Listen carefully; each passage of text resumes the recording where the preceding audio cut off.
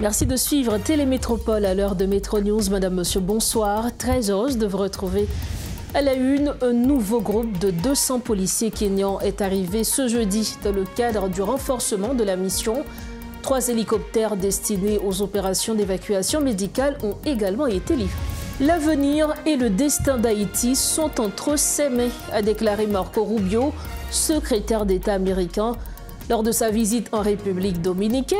Par ailleurs, il a affirmé que l'aide américaine à la mission se poursuivra. Également au titre de ce jeudi, plus de 4 950 personnes ont été tuées en 2024, dont 30 policiers et 2 journalistes, selon le collectif Défenseurs Plus. L'organisation dénonce également le déplacement forcé de plus d'1 million de personnes et l'effondrement du système judiciaire.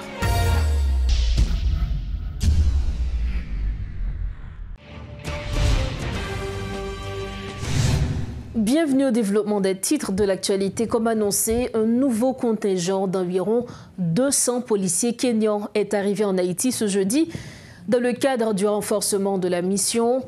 3 hélicoptères nécessaires aux opérations d'évacuation sanitaire et d'évacuation médicale ont également été livrés à la mission ce jeudi. À cette occasion, le Premier ministre salue leur arrivée et en profite pour garantir à la population que ces équipements seront utilisés à bon escient afin de lutter contre les groupes criminels jusqu'à leur dernier retranchement. Pour sa part, le président du CPT, Leslie Voltaire, a exprimé ses remerciements et rappelé que les forces kenyanes collaboreront avec la PNH et l'armée d'Haïti pour rétablir le climat sécuritaire. Suivez ce reportage de Rodolphe Pierre-Louis.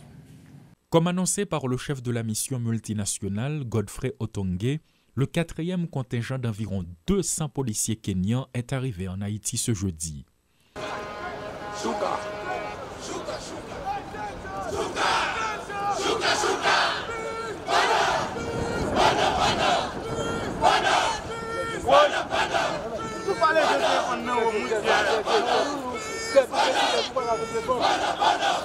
Sur le tarmac de l'aéroport international Toussaint-Louverture, des matériels sont remarqués et, de notre côté, le défilé des nouveaux policiers kenyans attire l'attention.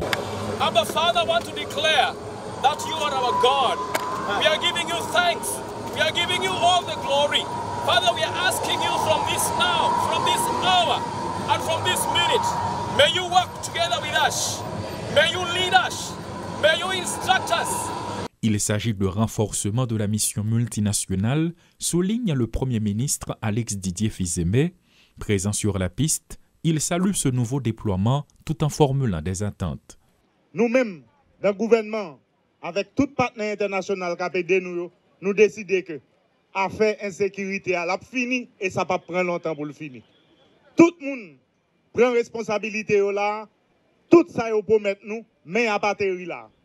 Nous avons nous avons un équipement et nous sommes capables de la population salement. Première revendication, sécurité.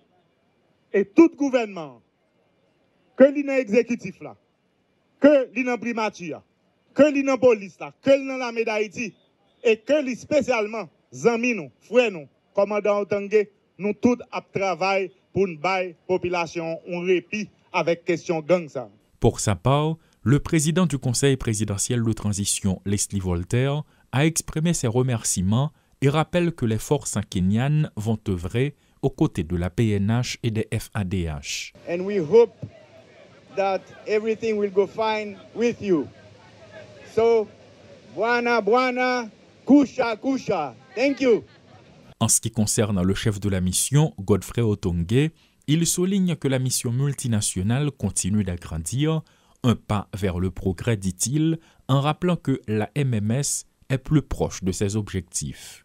Which is equipped with unique skills and expertise that will be invaluable in this theater of operations. Like their male counterparts, they will play a critical role while working alongside the HNP to enhance security and stability. Un 4e contingent de policiers kenyans arrive en Haïti. Des matériels sont livrés ce jeudi. C'est un pas vers le progrès, selon le Premier ministre Alex Didier Fils-Aimé, qui en est convaincu, ainsi que le président du Conseil de transition, Leslie Voltaire. Reste à savoir quand finalement les autorités étatiques passeront de la parole aux actes. Le secrétaire d'État américain Marco Rubio termine sa tournée en Amérique latine par une visite en République dominicaine. Lors d'une conférence conjointe avec le président dominicain Luis Abinader, le chef de la diplomatie américaine a fait part des discussions qu'il a eues avec le dirigeant dominicain sur la situation d'Haïti. Marco Rubio a déclaré que les États-Unis s'engagent à soutenir la mission multinationale, apportant des précisions sur des informations contradictoires concernant le gel de l'aide étrangère. Il a affirmé qu'il existe des dérogations. Le gouvernement américain a obtenu l'ordre de geler des fonds et des programmes, mais il y a des exceptions que nous avons obtenues, notamment celle de soutenir la mission. Ma position en tant que secrétaire d'État n'a pas changé. La solution d'Haïti est entre les mains d'Haïti, de son peuple et de ses élites. Cependant, nous allons aider car nous ne pouvons pas ignorer la situation. Mais encore une fois, l'avenir et le destin d'Haïti sont entre ses mains. Aujourd'hui, une grande partie du pays est contrôlée par des groupes armés dangereux et la seule option qui existe est la mission. Nous attendons de voir si elle pourra atteindre ses objectifs, rappelle M. Rubio. L'autre problème majeur d'Haïti est de pouvoir transformer le pays, comme cela s'est fait sur d'autres continents, en développant des industries textiles et d'autres secteurs. Mais tout cela n'est possible que si la sécurité est rétablie. De son côté, le président dominicain souligne que la situation en Haïti mérite une coordination internationale. Luis Abinader en a profité pour réitérer sa position sur la situation qui prévaut en Haïti, en affirmant qu'il n'y a pas de solution dominicaine à la crise haïtienne. Le président Abinader appelle au renforcement de la capacité opérationnelle de la mission ainsi qu'au rétablissement de l'aide humanitaire afin d'empêcher l'aggravation de la crise et une éventuelle migration incontrôlable qui représenterait un danger pour la République dominicaine et les États-Unis. Haïti est une menace pour d'autres pays de la région, souligne-t-il. Haïti se noie et une bonne partie de la communauté internationale observe passivement. Nous ne devons pas fuir nos responsabilités. Le leadership des États-Unis est fondamental et irremplaçable, a martelé le chef d'État dominicain. Il faut rappeler que lors de sa première tournée en Amérique latine en tant que secrétaire d'État des États-Unis, Marco Rubio a visité les pays suivants, Panama, le Salvador, le Costa Rica, le Guatemala et la République dominicaine.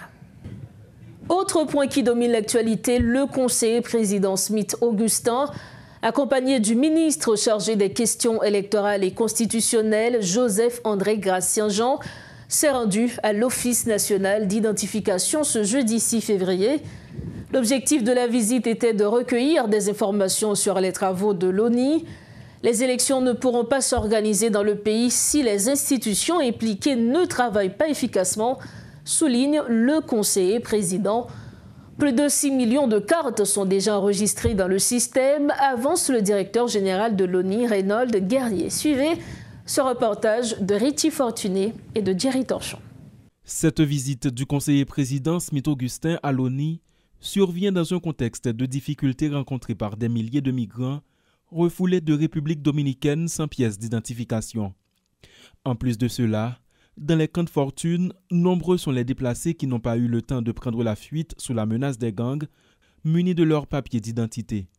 L'occasion pour le directeur de l'Office national d'identification de faire le point sur les actions de cette institution en dépit de l'immensité des défis. Reynold Guerrier. Notre cause, je t'ai parlé que nous avons tout à l'heure avec le président et puis le ministre, nous avons surtout parlé de comment on y est, qui quantité de monde qui est enregistré. Donc, c'est une possibilité que tout le monde qui a accédé à Internet a monté pour voir que nous avons plus de 6 millions de monde qui sont enregistrés. Nous avons plus de 5,4 millions de cartes qui sont distribuées, c'est-à-dire cartes ça est supposé dans mes métiers. Bon, bien entendu, il y a des gens qui sont perdus et nous mettons une plateforme justement qui pour aider à gérer cartes qui sont perdues, cartes qui sont détériorées et les gens qui ne peuvent pas jouer carte. En 2 mois, nous avons enregistré plus de 40 000 doléances. Donc, ce qui montre que la plateforme a marché. Nous répondons au moins 20 000 là-dedans déjà. Donc, il y a des gens qui jouent une réponse. Donc, on taux de 50% que nous travaillons pour nous améliorer. Dans les prochains mois, le pays devrait connaître ses premières élections depuis près d'une décennie, comme évoqué à plusieurs reprises par les autorités de la transition. À côté de la situation fragile sur le plan sécuritaire, le problème d'identification pourrait se révéler un obstacle majeur à la tenue du scrutin, souligne le conseiller président. Nous engageons pour nous remettre pays ça, pour nous remettre pays ça sous rail que le supposé hier, c'est-à-dire sous rail des gens qui élus qui ont mandat que population, que peuple haïtien en Bali et des institutions qui ont fonctionné. Et pour ça, c'est pas seulement travail d'identification, on y fait travail pas là, nous ne travaillons pas nous pour nous faire au niveau de CEP, nous ne travaillons pas nous pour nous faire au niveau de sécurité, parce que nous autres, tout à l'heure avec Chifio, quand c'était les gens qui vivent dans l'Ouest, par exemple, nous, Ouest situation Port-au-Prince, plus de 2 millions de monde, département de l'Ouest là, pratiquement avec le département de la Tibonite, c'est deux départements qui sont beaucoup plus importants en termes de chiffres et pour l'électorat. Le ministre délégué auprès du Premier ministre chargé des questions électorales et constitutionnelles était membre de la délégation qui s'est rendue à l'Office national d'identification. Joseph-André Gatien-Jean a souligné la nécessité d'harmoniser le travail de toutes les institutions impliquées dans l'organisation des élections. Moi là pour me faciliter l'harmonisation entre tout acteur, tout partenaire qui impliquait dans le processus, tout d'abord, réforme constitutionnelle là, qui impliquait tout dans la question référendum là, et qui impliquait tout dans l'élection. Et présent ce point-là, marqué, traduit, harmonisation ça que nous avons cherché, synchronisation ça que nous avons cherché, pour que livrable ultime, véritable livrable, qui sortit en dedans accord 3 avril 2024 là, que 7 février 2026, nous avons élu dans tête pays. La mission essentielle de l'ONU est de gérer l'identification des citoyens et de tenir un registre comportant toutes les données sur la population. La carte d'identification nationale est essentielle pour être mandataire lors d'élections, voter à toute assemblée électorale ou présenter sa candidature à un poste électif, entre autres. Si à l'heure actuelle, plus de 6 millions de cartes sont enregistrées dans le système, traiter les nombreux cas particuliers qui surviennent au quotidien reste un défi. Plus de 4 950 personnes ont été tuées en 2024, dont 30 policiers et 2 journalistes, selon un rapport du collectif Défenseurs Plus. Par ailleurs, 700 autres ont été kidnappés, tandis que le nombre de personnes déplacées a franchi le seuil d'1 million, a précisé Jean-Denis Wilkinson, responsable des affaires juridiques du collectif.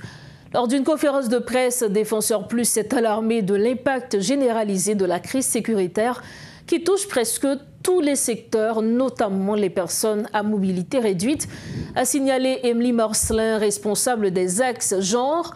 L'organisme de droits humains a également exprimé ses inquiétudes face au déclin du système judiciaire et exhorté le gouvernement à mettre en place des politiques publiques efficaces afin de rétablir la sécurité et assurer la protection des citoyens. Jean-Denis Wilkinson et Emily Marcelin présentaient le bilan.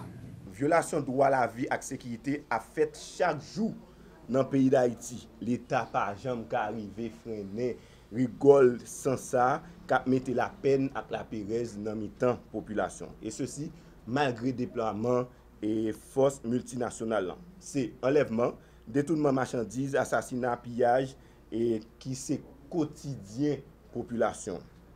C'est au moins 50 personnes qui mourent dans l'attaque consentée. C'est plus passer 200 autres qui mourent, qui exécutés dans sous Waf Jérémy. Et ceci en toute impunité.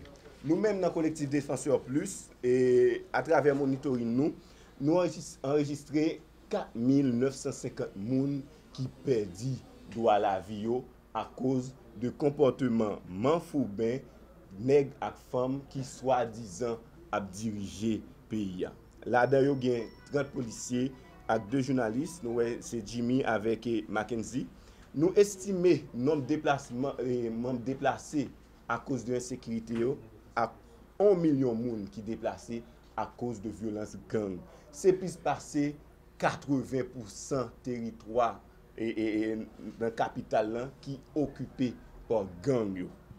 Nous enregistrons tout 700 personnes qui ont kidnappé durant l'année 2024. Là. Pour le fonctionnement de la justice, le système judiciaire en lui-même est caractérisé par insécurité, corruption, grève tribobabord pour meilleures conditions de travail et ingérence politique et renouvellement qu'a fait derrière la loi. Et dans ça qui vient à la santé, il y a différents centres l'hôpital côté bandit attaqué. Et l'un prend exemple l'hôpital sanatorium, l'un prend exemple l'hôpital général qui est une zone qui est totalement contrôlée par des bandits et l'État malgré diverses actions, malgré diverses tentatives, il n'est pas arrivé à contrôler l'hôpital ça. Et ça qui a la population dans une situation difficile, personnel santé n'a pas déplacer pour aller au travail, femmes qui enceinte a mourir dans mauvaises conditions par rapport avec santé, yo pas capable bien accès avec lui-même. Et l'en prend impact crise ça gagne sur diverses catégories qui sont dans la société, que ce soit timoun, que ce soit moun qui a vivre avec situation handicap, que ce soit femme, leur prend timoun yo même je dis par rapport avec quantité moun qui déplacé, yo plus passer moitié moun ça yo et timoun ça yo gen difficulté pour aller à l'école. Et leur prend environ 1 million de Timoun qui vivent dans des quartiers qui à risque, qui sont contrôlés par des bandits. Et il y a 3 millions de Timoun qui sont en situation qui ont besoin d'aide humanitaire. Donc, c'est des problèmes que l'État a supposé agir sur eux parce que nous arrivons dans une phase qui est alarmante par rapport à la crise que nous connaissons aujourd'hui. Et par rapport à la situation, les gens qui sont en situation de handicap, il y a différents centres malgré problèmes, malgré toute précarité, malgré toute manque de capacité qui t'a offert des services dans la communauté. Je viens de dire que yo même subi des attaques. Leur prend foyer Saint-Vincent, leur prend institut de Montfort. Donc c'est des espaces qui t'a servi moun sa aujourd'hui qui subit des attaques côté l'État pas agit directement parce que l'État pas une politique pour inclure, pour intégrer moun qui en situation de handicap. Et crise ça aujourd'hui parmi catégories qui victimes de lui, c'est femmes yo. Yo te déjà t'a vivre dans conditions précaires, côté yo pas intégré dans débat qu'a fait dans le pays, yo pas intégré dans l'espace politique yo. Et mesdames ça aujourd'hui yo décapitalisé par rapport avec gang yo cap méthode yo. Et ça c'est activité économique yo tap exercer surtout dans le secteur informel là c'est bloqué par rapport avec route nationale yo qui bloqué. Et mesdames ça dans une situation qui est très difficile. Yo en pile dans camp déplacé au côté y a subi chantage, y a subi harcèlement, y a subi des viols collectifs par rapport avec nouvelles attaques gang yo dans différentes zones dans le pays. Et nous-mêmes au niveau de défenseurs plus cap monitorer action ça yo, nous préoccuper par situation catégorie ça dans le pays et puis nous inviter l'État à poser des actions concrètes parce que dans phase là nous pas connaître l'autre année 2024, 2025 là doit être très décisif pour nous dans action l'État a poser. Cette édition de Metro News touche à sa fin. Avant de partir, le rappel des principaux titres à la une de ce jeudi 6 février 2025. Un nouveau groupe de 200 policiers kenyans est arrivé ce jeudi dans le cadre du renforcement de la mission. 3 hélicoptères destinés aux opérations d'évacuation médicale ont également été livrés. L'avenir et le destin d'Haïti sont entre ses mains, a déclaré Marco Rubio, secrétaire d'État américain lors de sa visite en République dominicaine. Par ailleurs, il a affirmé que l'aide américaine à la mission se poursuivra. Et puis, plus de 4 950 personnes ont été tuées en 2024, dont 30 policiers et 2 journalistes. Selon le collectif Défenseurs Plus, l'organisation dénonce également le déplacement forcé de plus d'1 million de personnes et l'effondrement du système judiciaire. Voilà ce qui met fin à notre 4e édition de Metro News pour cette semaine. Merci infiniment de votre attention et de votre confiance. Merci également à toute l'équipe qui a rendu possible cette édition. On se retrouve bientôt. Entre-temps, restez connectés Métropole. Bonsoir.